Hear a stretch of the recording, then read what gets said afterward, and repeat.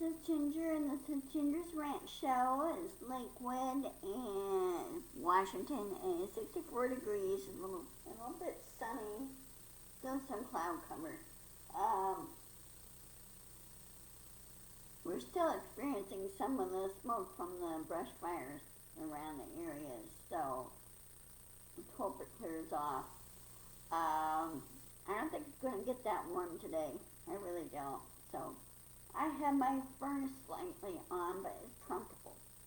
So, which is cool. And yes, it's a work in progress on my apartment. Um, announcement first, that type of thing.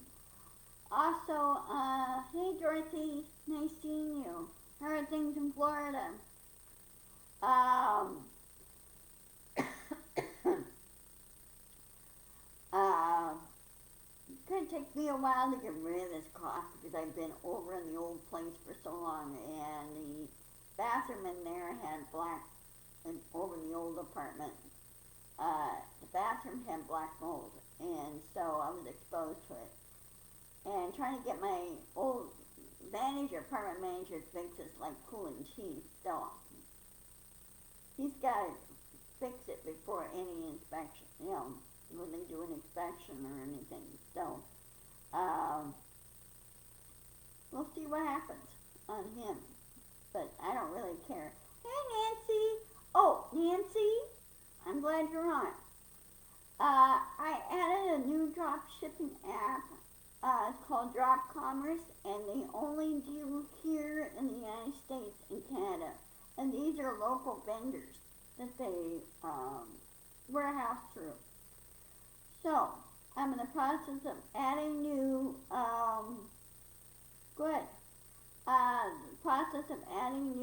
products online to my store. And remember, any changes that are made, it takes a day for it to cycle through.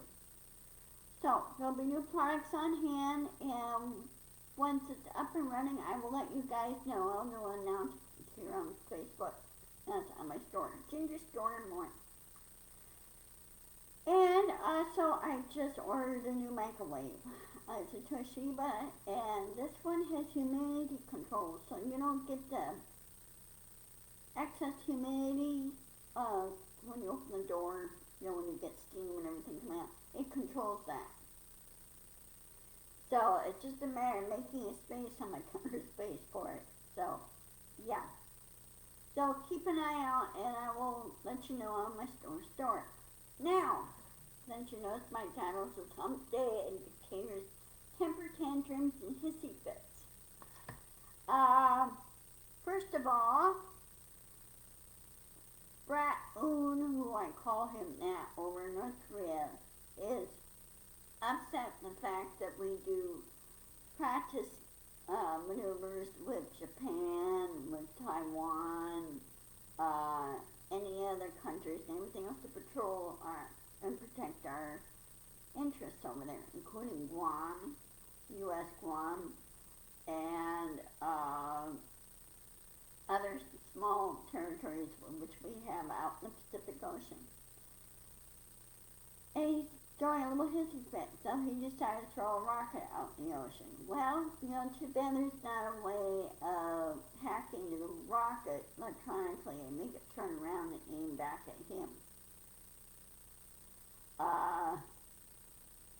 Dictators like that, sooner or later they will meet their maker on that. They really will. They should know their particular, quote unquote, occupation is very dangerous for them. Because sooner or later something or their own citizens will turn on them and say no more. Way more of this crap. Okay? And Japan's getting a little sick and tired of this too, because we're doing maneuvers with Japan.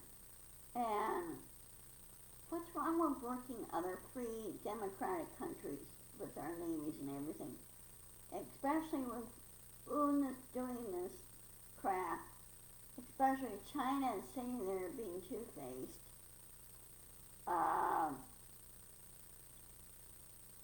and also Russia, Putin. I don't blame the Russian people. They're getting out of Dodge. They're leaving their country. They just had enough. And I can't say I blame them. Some way there was a way of many of their own citizens to go into the Kremlin, haul him out by his shirt collar, and say, you know what, you're going to jail. And say, no more war. We need to stop the war, like now.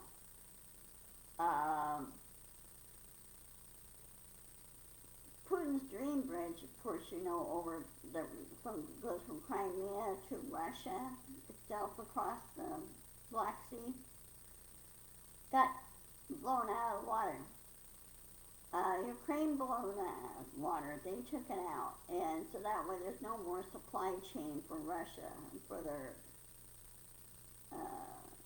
army and everything. And good 3/4 of the Russian army itself, they don't agree with Putin, what he's doing. They know what he's done is illegal. And Ukraine is kicking ass, and good for Ukraine. I'm glad that they are.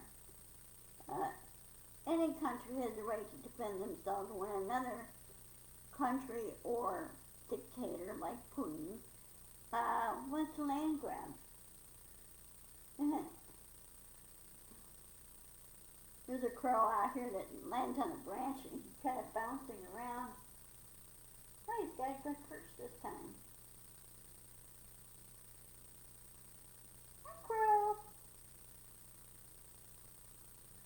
He turned around and looked at me and I go, hi. Of course, you know that crows, little interesting, I'm going to get off track here. You know crows have an interesting fact about them.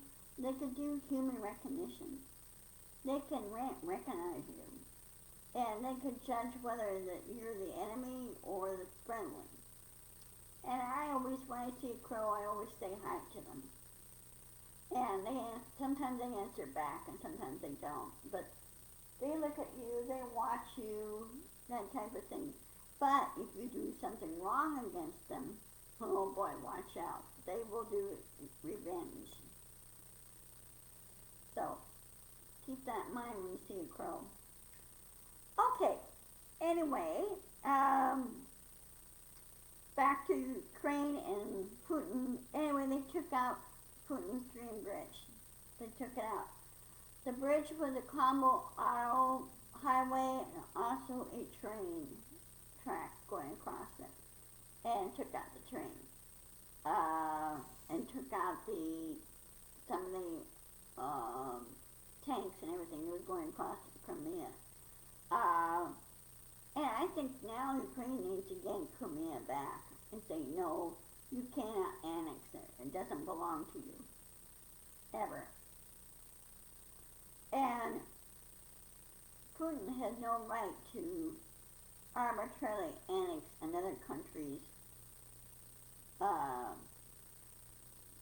territory or, you know, their space. So,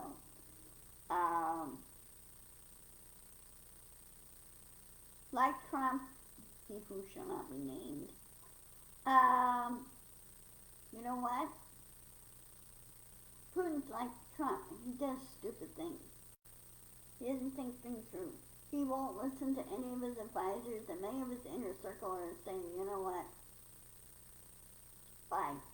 You know, they had enough. Even I think now the FSB, they can't control him, and they need to control him somehow. That's my thing on it. Back here at home, as you notice, the GOP is in a little bit of a chaos issue. Anytime you see who shall not be named at a rally that's for a GOP candidate for either Senate or House or Governor or whatever, Trump is there. And he who shall not be named is always, he's trying to make it about himself and not about the candidate. And that's why the candidates lose. Because he messes things up and he spoils things. And more, Trump is, again, he who shall not be named, he's getting more and more incoherent. He's getting more and more, he lies. And he needs to, and lies gotta stop. People need to recognize for what he is and just leave him alone. You know, just ignore him and leave him alone. He's still trying to be relevant, and he's not relevant. And more it sounds like the DOJ is going to indict him. And I hope they do. I'm sure that they will. They got enough evidence gathered there to indict him. And they're still looking for more of the documents, too, because some of them are still missing. And so they have good probable cause to do more search warrants, like at Trump Tower, at Westminster, and do another search warrant at Mar-a-Lago. So,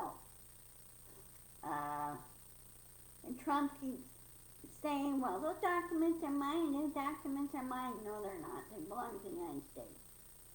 They're national security documents. And he has no right to have them. So, he should be in jail for it. Because if any other citizen had those, they'd be in jail so fast it wouldn't be even funny. That's my thinking on this.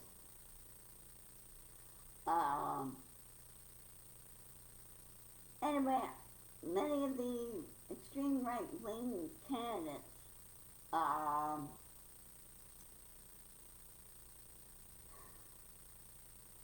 their campaigns are failing because of this. And especially Herschel Walker and all of his antics that he's doing, especially on his having affairs with dozens of women and having a whole bunch and having kids. And I don't think he knows what he's doing. I really don't.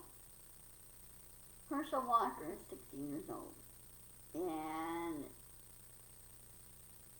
he just needs to find another line of work. He really does.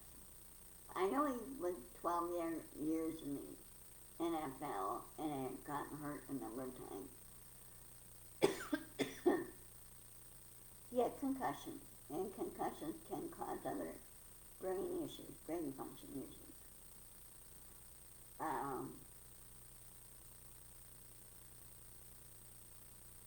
But I have no sympathy for the GOP far-right extreme people. They should know better. And they need to be slapped back hard and go, no, this is not how it works.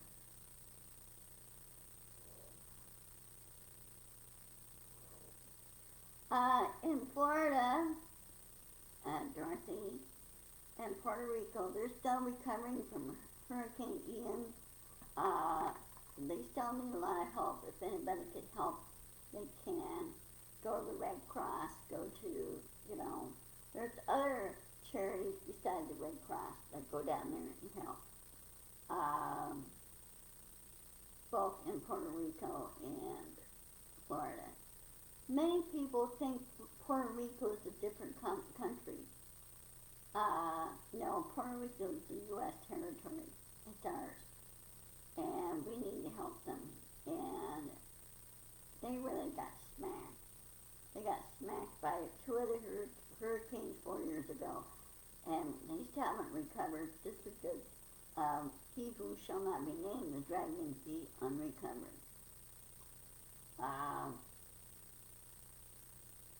So President Biden is doing his utmost to make sure that the ongoing work is still being done through FEMA. and stop all those other crap that's going on. Also, he's going tough on the insurance companies too. Telling the insurance companies you cannot, you have to pay the premium to people that lost their property. You really do. If you want to stay in business, the insurance is there to help people in catastrophic events. And no insurance company has the right to not pay out. They're supposed to pay out. If they don't, then they don't have no right to do business in that state that is prone to hurricanes and tornadoes, things like that. Because that's fact of life here on Earth. We have to deal with those natural disasters, and we need to do our best to protect ourselves and property as we can, but we can only do so much. Just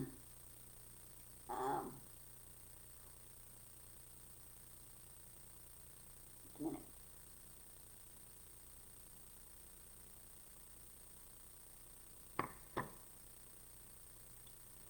So anyway, hugs to those in Florida and Puerto Rico. You're getting help, and several other companies, electrical companies, are sending small teams down to Puerto Rico to help restore their power. They said right now half the power is restored, but they need to do the other half. So they could get that up and running and start rebuilding and everything. But also, they need to make sure there's no price gouging as well. That's a no-no. That's a very poor business practice, which is price gouging, okay? That kind of leaves a bitter taste in a lot of people's mouths, so you don't want to do that. And that's the same way with gasoline companies. They need to stop price gouging on gas. There's really no excuse for it. Because the national gas tax is set at a certain rate, and the gasoline companies need to stop upping the prices. It's not going to help. For all the extra profits, it should go back into helping the country and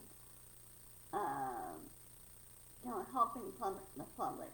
That's where the money should go, to help the public to recover from various disasters and everything else.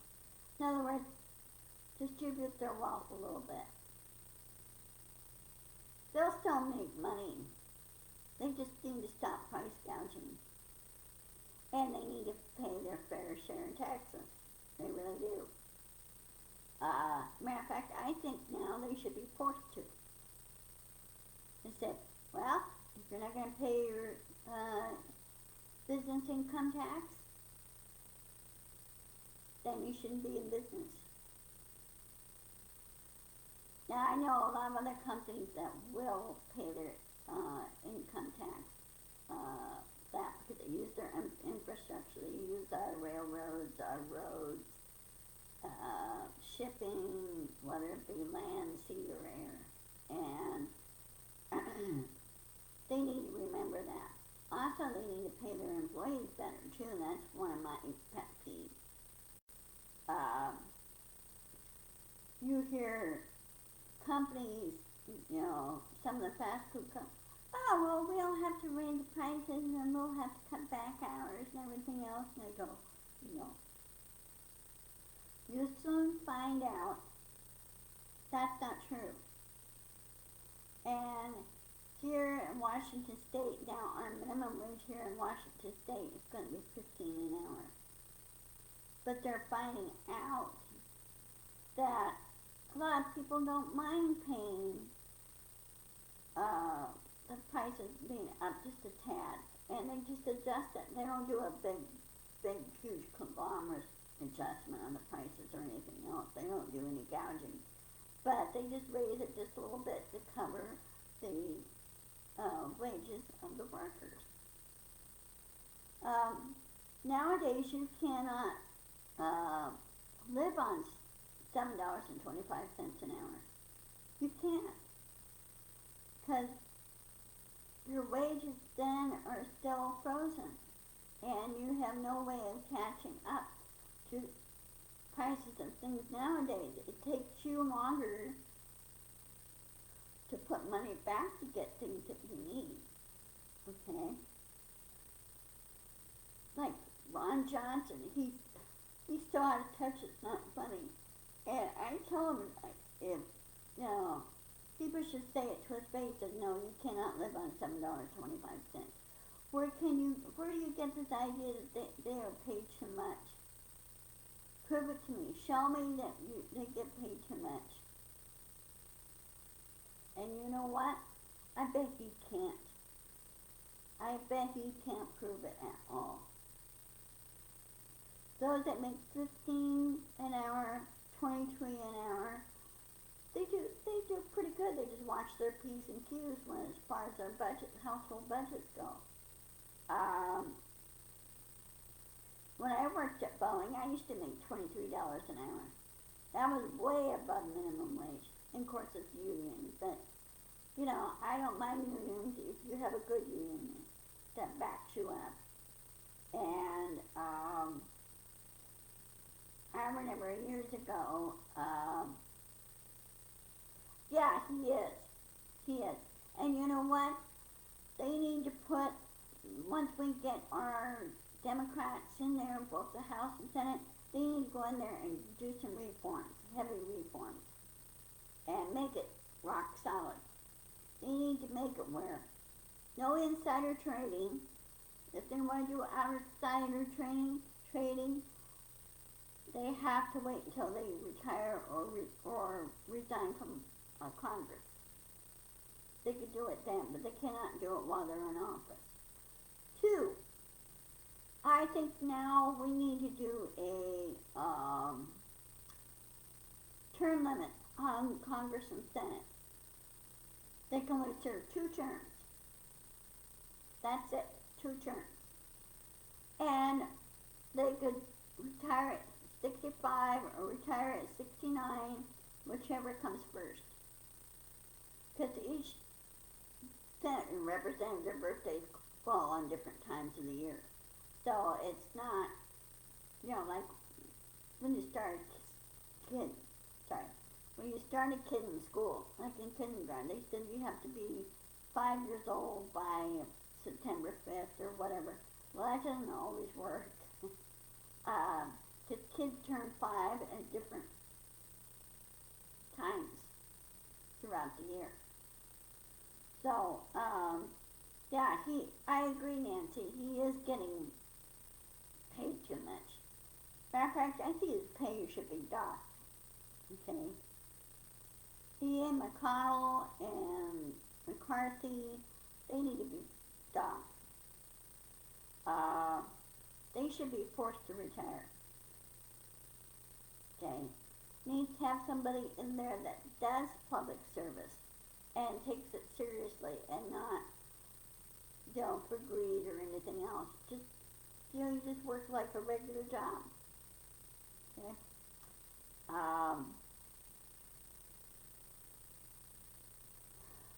So anyway, I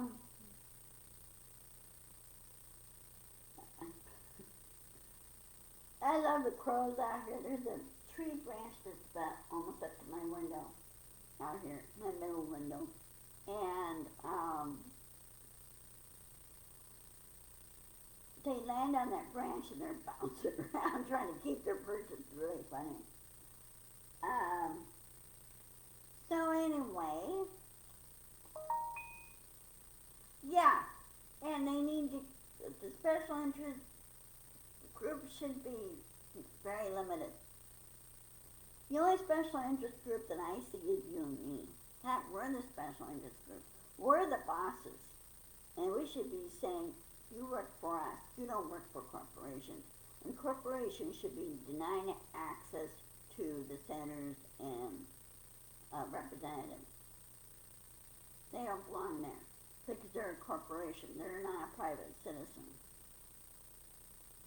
I think that's how it should be done. That's how England does it. They don't allow corporations to dictate Parliament. They don't. They have a special departments that help, you know, send the information through, like, hey, we need a bill on this and we need a bill on that, and do it that way. But they don't allow corporations to dictate to Parliament. That's how all the other monarchies and constitutional monarchies and governments do. They don't sit there and dictate to their leaders. It's the people that dictate the leaders. So, anyway, well, it's almost time for me to sign off. I'll be here on Friday, 1 o'clock, and like I said, there's going to be some in progress changes here. I think I found a computer desk that would work in my bedroom behind me. You can see the door is open.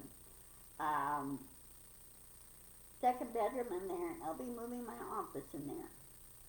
Because I want to get this area free for my living room. The last 10 years in the other apartment complex, it was a studio, and so I had no choice but to have you remember my setup there, that way. So I will. You too, Dorothy. Stay safe. I'll see you on Friday. I'll keep the news and everything going and give out what my thoughts are and everything. Also, I will post on YouTube.